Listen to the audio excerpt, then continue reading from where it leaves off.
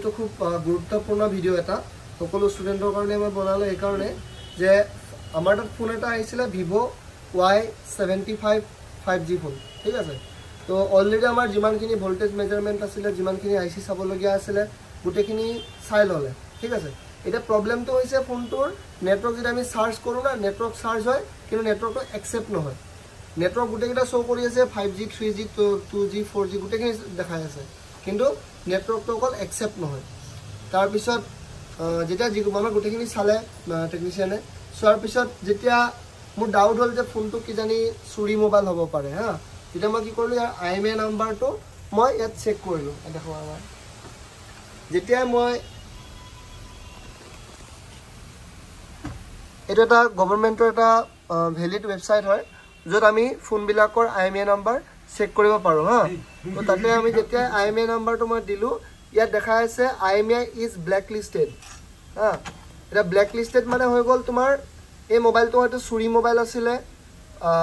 যিজন কাস্টমাৰ হয় তেখেতে কি কৰিছে ফোনটো ব্ল্যাকলিস্টেড কৰি দিছে আৰু কেতিয়াবা কি হয় যিবিলাক ফাইনান্সৰ ফোন হয় সেইবিলাকৰো যদি কোম্পানীয়ে ব্ল্যাকলিস্টেড কৰিলে তেতিয়াও নেটৱৰ্ক নাপায় ইয়াত সাফ লিখা আছে do not use this device without permission হা তাৰ মানে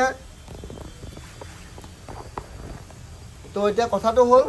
যে ইয়াতো ফোনটো চুৰি মোবাইল হা চুৰি মোবাইল কোনোবা আনলক কৰি পিনে চলাব চেষ্টা কৰি আছে আৰু নহলে কেতিয়াবা কি হয় যদি IMEI পে নকৰে তেতিয়া কি হয় কোম্পানীয়ে ফোনটো ব্ল্যাকলিস্টেড কৰি দিয়ে আৰু ব্ল্যাকলিস্টেড ফোন মানে হৈ গল ধৰা চুৰি মোবাইল বা সেই ফোনটো আৰু সেই IMEI টো কোনো ইউজ কৰিব নোৱাৰিব তো গতিকে যদি নো সাৰ্ভিস ফোন আহে যদি নেটৱৰ্ক ফাউন্ড হৈ আছে কিন্তু একসেপ্ট হোৱা নাই বা নেটৱৰ্ক আহি পিনে 10-15 মিনিট থাকি পিনে গুছি যায় হেনুকা নেট মোবাইলৰ হলা আগে IMEI নাম্বাৰটো এই ওয়েবসাইটটোত চেক কৰি লবা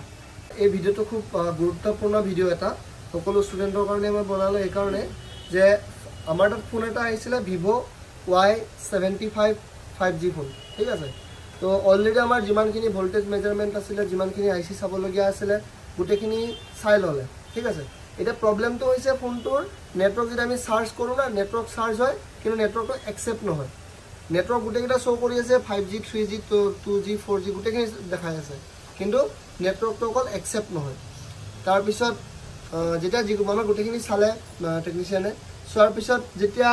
মোৰ ডাউট হল যে ফোনটো কি জানি চুৰি মোবাইল হ'ব পাৰে হা তেতিয়া মই কি কৰিলো ইয়াৰ IMEI নাম্বাৰটো